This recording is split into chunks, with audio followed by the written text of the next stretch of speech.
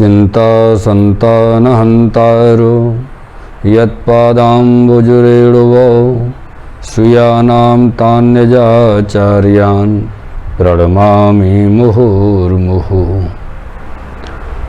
श्री गिरिराज महाराज की जय हो। श्री गोवर्धन नाथ की जय हो। आज अपने समस्त प्रियजन भगवत भक्तों को श्रीमद् भागवत जी के विषय पर कुछ भाव रखने से पूर्व समस्त प्रियजनों को सादर भगवत वंदन, भगवत स्मरण।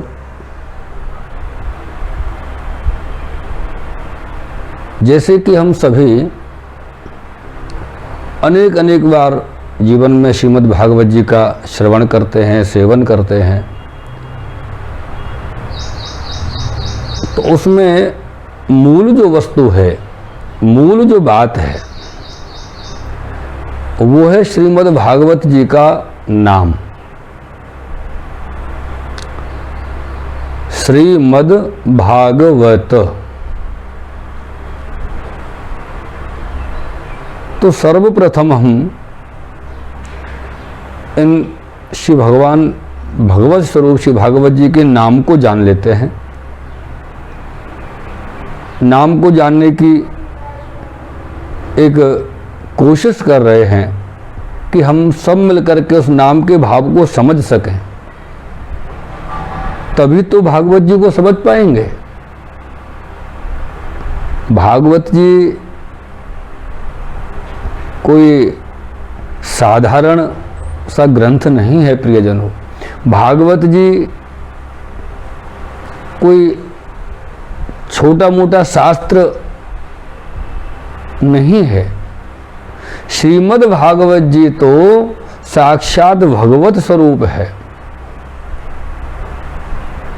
लेकिन इस भगवत स्वरूप को समझने से पूर्व उसके नाम को जानना आवश्यक है।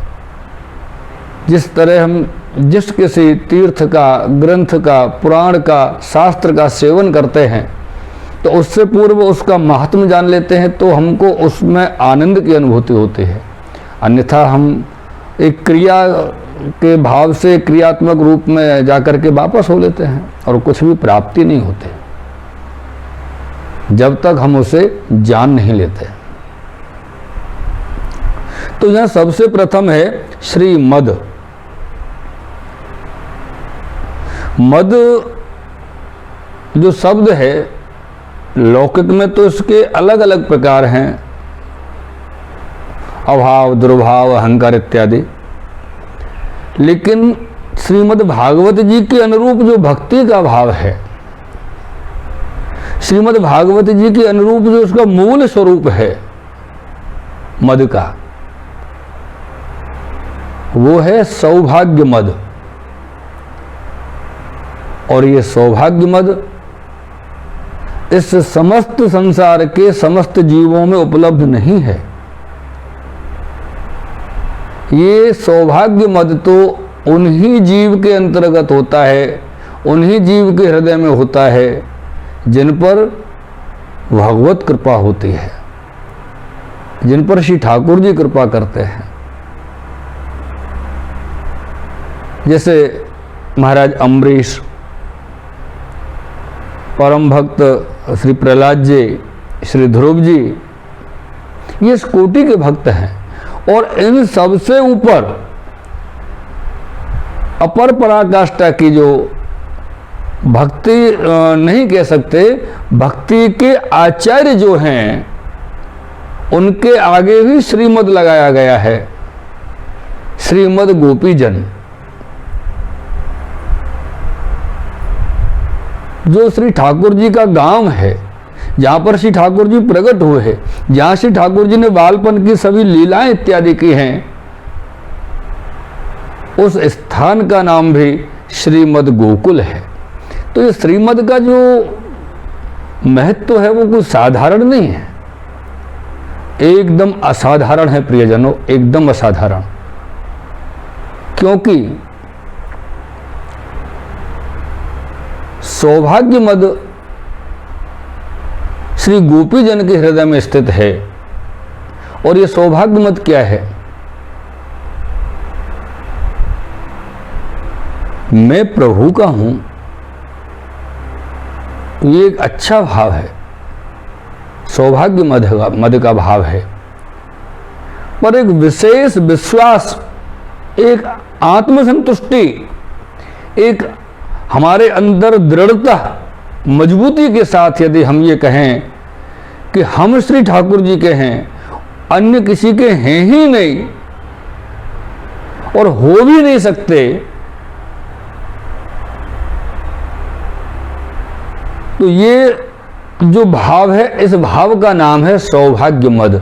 और इस प्रकार का जो सौभाग्य मद है वो श्रीमद् भागवत जी में स्थित है प्रियजनों, वही मद भागवत जी में स्थित है, क्योंकि भागवत जी इसी मद की प्रदाता हैं। जो मद भगवत संबंधित है, जिस मद के लिए अनेक अनेक युगों कल्पों तक अनेक अनेक योगी जन ध्यान करते हैं, साधना करते हैं। ये गोपी जन जो हैं, भगवान श्री कृष्ण के अवतार के समय में जो गोपी जन हैं, जो लीला के पात्र हैं, ये सब क्या हैं? ये पूर्व समय के सभी ऋषि तो हैं, जिन्होंने अनेक वर्षों तक भगवत प्राप्ति की, भगवान की लीलाओं के लिए प्राप्ति करने के लिए तपस्या की है। और आज उसी तपस्या का फल इन सभी के लिए ये सौभाग्य मद के रूप में प्राप्त हुआ है, जो कि इनको इस प्रकार से श्री ठाकुर जी का सानिध्य, ठाकुर जी की सेवा, ठाकुर जी के परिक्रम में सम्मिलित होना, ये सब जो प्राप्त हुआ है, इस मद का नाम है श्रीमद, अर्थात सौभाग्य मद।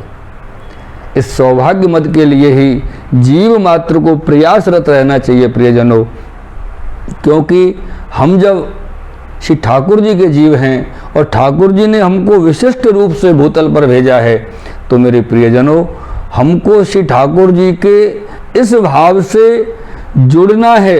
और जुड़ने के लिए हमारे अंदर एक भाव होना बहुत आवश्यक है, बहुत ही अति आवश्यक है। मैं श्री कृष्ण का हूँ और उस भाव का नाम है तवास्मि। मैं सिर्फ तेरा हूँ, मैं सिर्फ तेरा हूँ, अन्य किसी का नहीं हो सकता। इसलिए इस भाव का नाम, इस मद का नाम है सौभाग्य मद। श्री कृष्ण कन्हैया लाल की जय हो।